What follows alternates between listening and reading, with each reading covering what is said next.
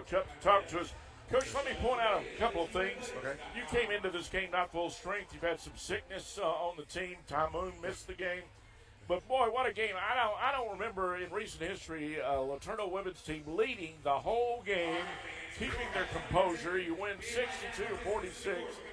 Who would have ever imagined that? And credit you and the girls did a great job being ready to play this game today. Hey, that's the kids, man. You know, we've been kind of talking about what needs to happen in reference to how we practice and how we prepare and stuff. And you know, going on the away trip last weekend and then getting a win there at Howard Payne, and them seeing that, hey, if we prepare properly, we've got a chance. They really got after it in practice. Even though, you know, Monday we played with 7, and then Tuesday we played with 8, and then we had 9 last night for practice, and they just did a great job as we were trying to adjust stuff. Okay, we're going to play like this.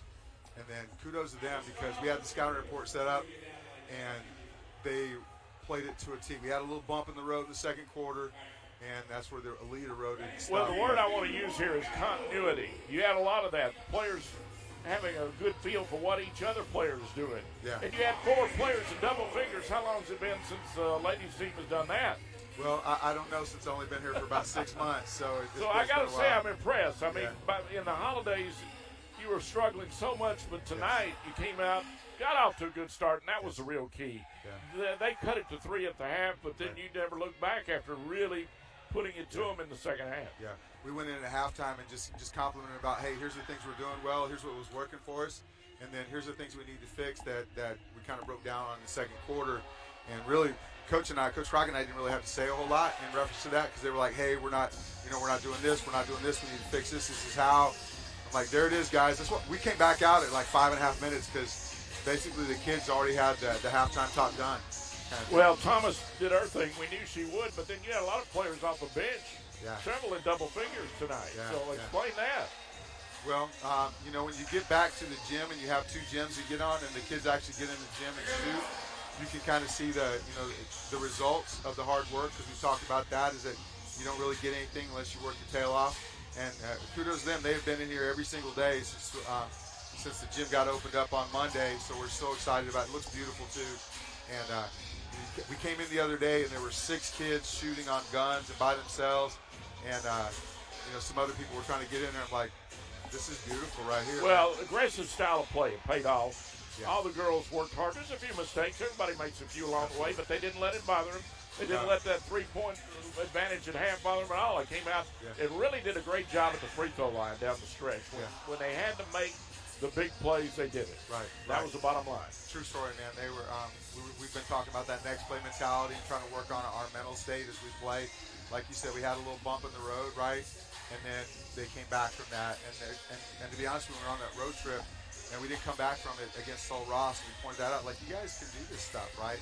And so, really pleased, so proud of them, and the way they led, and the way the bench was. I mean, oh my gosh, I think we were probably louder than anybody else, and it was just like our 4 kids on the bench. So it was awesome.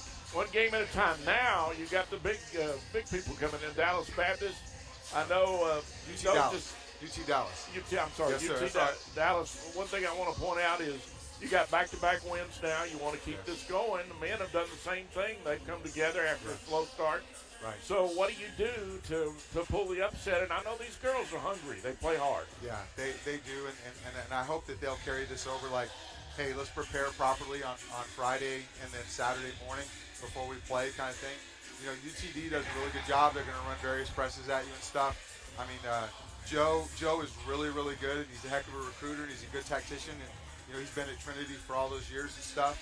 And he's doing a really good job with the kids that he has. And, you know, hopefully we can come out and do what we're supposed to, follow the scout, keep it close to the end of the game, and see if we can sneak one, steal one.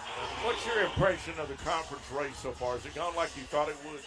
Yeah, pretty much. You know, when we talked at the very beginning, we were kind of talking about who were the top tier teams and stuff, about how everybody's really super competitive. Because you can see, like, Ozarks beat Concordia the other night. Concordia's been tight with some people. McMurray, you know, who is down in that bottom third kind of thing, but is still playing people tough. So it's just very difficult. It's one of the best conferences in the country, and I keep telling recruits that and stuff. So if you want to come and play someplace where you're going to play against the best in the country just about every night, then come on out and come to LeTourneau because it's going to happen.